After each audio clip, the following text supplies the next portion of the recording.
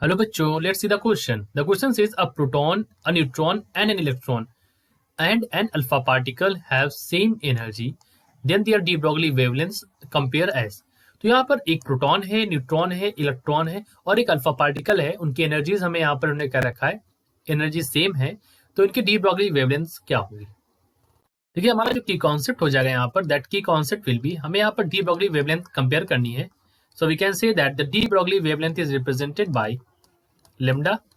सो de Broglie wavelength यानी कि lambda को हम लिख सकते हैं, lambda is equal to H upon M V, right. This is de Broglie wavelength.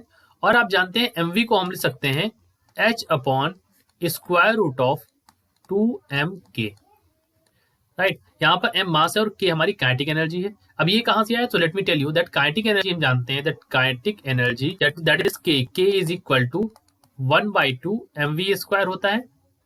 सो यहां से हम mv लिख सकते हैं. We can write mv is equal to square root of 2m k, right. So that is why we have written this mv is equal to square root of 2m k. So हमने जो की concept में देखा वहां से हम ये कह सकते हैं that lambda is inversely proportional to square root of m. So we can say that lambda is inversely proportional to square root of m, right. Therefore अगर हमें लेमडा यहाँ पर कंपेयर करना है, so we can compare that. ठीक है, lambda for proton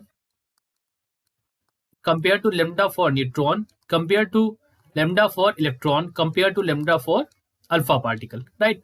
तो आप इसको लिख सकते हैं 1 upon square root of mass of proton, 1 upon square root of mass of neutron, 1 upon square root of mass for electron, और फिर लास्ट में यहाँ पर अल्फा पार्टिकल है, so mass for alpha particle in the square root. But हमें पता है यहाँ पर that mass for proton is equal to mass for neutron. Therefore we can say that de Broglie wavelength for proton is equal to de Broglie wavelength for neutron. और हमें ये भी पता है that as we know that mass of alpha particle is greater than mass of proton. तो हमारा जो D Broglie wavelength हो जाएगा यानी कि lambda for alpha is less than lambda for proton, क्योंकि देखिए इनवर्सली प्रोपोर्शनल है. De Broglie wavelength for alpha particle is less than de Broglie wavelength for proton over here as I have written.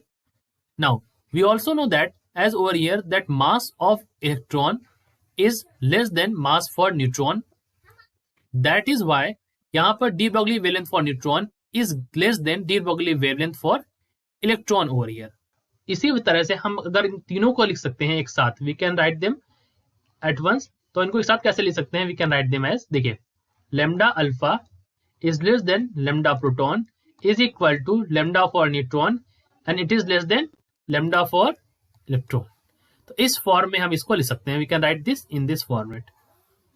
तो ये हमारी de Broglie wavelength का relation हो गया जो कि उन्होंने पूछा था. सो डी ब्रॉगली वेवलेंथ हमारे पास इस तरह से आ गई है.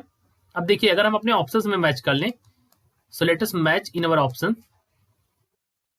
सो ऑप्शन नंबर ए में देखिए आप, तो लेमडा फॉर यहाँ पर प्रोटॉन जो है it is equal to neutron, ये तो सही है यहाँ तक का.